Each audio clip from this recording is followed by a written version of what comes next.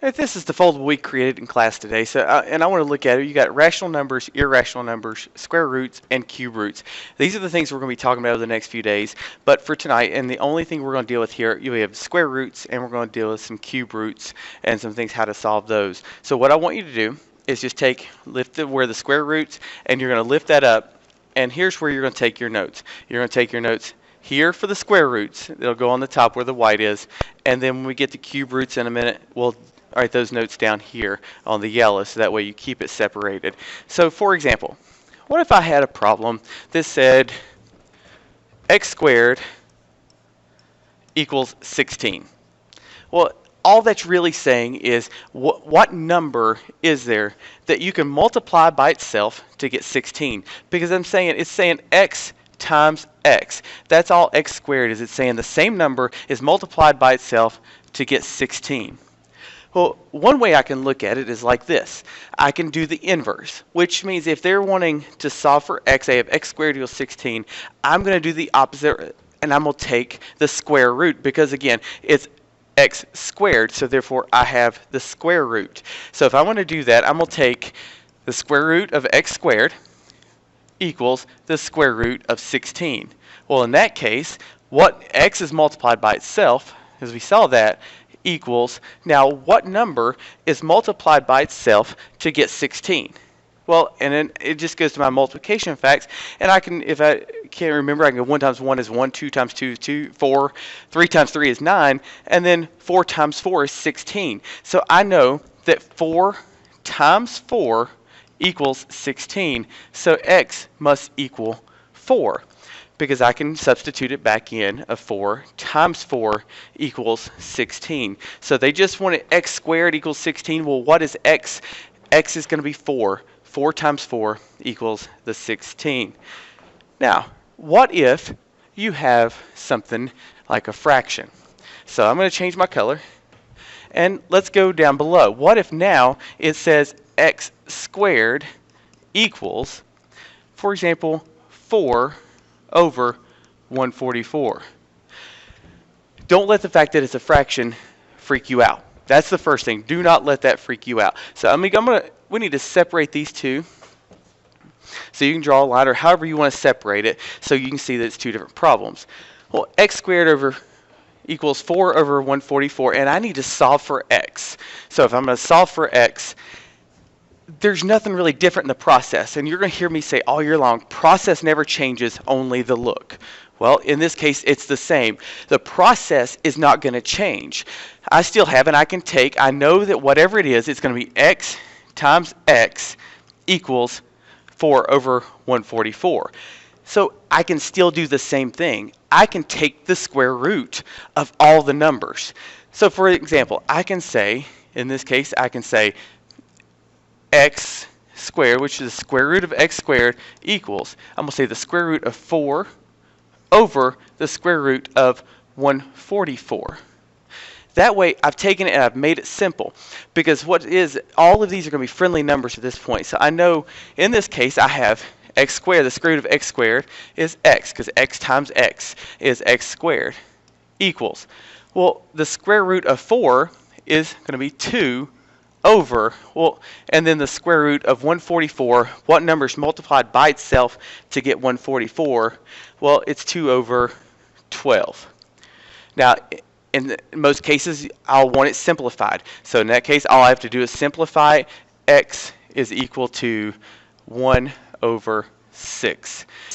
Or 2 twelfths times 2 twelfths, we'll get 4 over 144, because if I want to reduce it, I can. And that is absolutely how do you solve for your x using square roots as an inverse operation. So now let's look at some cube roots. You're going to hear me say a lot, process never changes, only the look changes, but the process still stays the same. It's going to be the exact same thing when we're talking about cube roots as it was when we were talking about square roots. So in this case, let's look at the first one. For example, if I have, let's say, x squared or x cubed equals 125. Well, all that's really saying is instead of it being a square root, the same number multiplied by itself twice, now it has to be the same number multiplied by itself 3 times. So it's really, for example, x times x times x equals 125.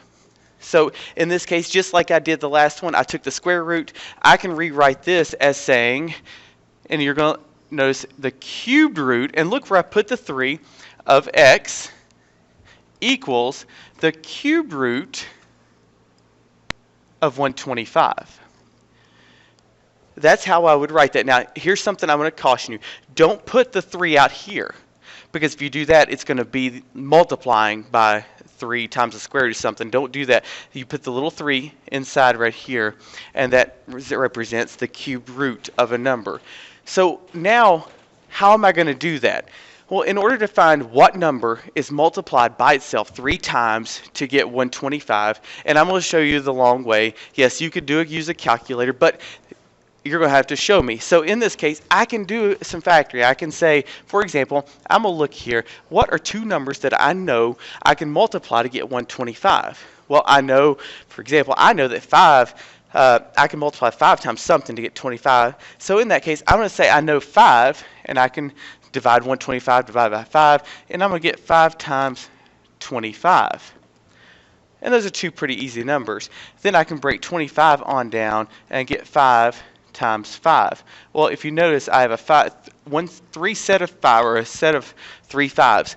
That means 5 times 5 times 5 is equal to 125. So in this case, what number is multiplied 3 times to get by itself, to get x? I know it's going to be x equals, and so here I also know that 5 times 5 times 5 equals 125. So that's the one number I can multiply by itself 3 times to get 125. So x is going to equal 5. So 5, again, x equals 5. 5 times 5 times 5 equals 125. And that is showing the cubed root using an integer. But just like the last one, what about those fractions that freak us out so bad? Well, let's draw a line and actually do another one. And we're going to look at one, and it's really not bad at all. What if it says solve for x of x cubed equals, I want 8 over 125. We're going to use, that way we have a friendly number that we already know. So in this case, all I'm saying is x times x times x equals 8 over 125. What is that number? Well, just like the last one, we took the square roots. This time, we're going to take the cubed roots of each one of them. The cubed root of x equals the cubed root of 8 over the cubed root of 125. Now, we know x times x times x is going to be x. So the cubed root of x is going to be just x. Now, what number can I cube by itself to go x times x 3 times to get 8? Well, in that case, I know if I want to do 1 times 1 times 1 is 1. 2 times 2 is 4 times 2 is 8. So again, I know it's got to be 2. So over something.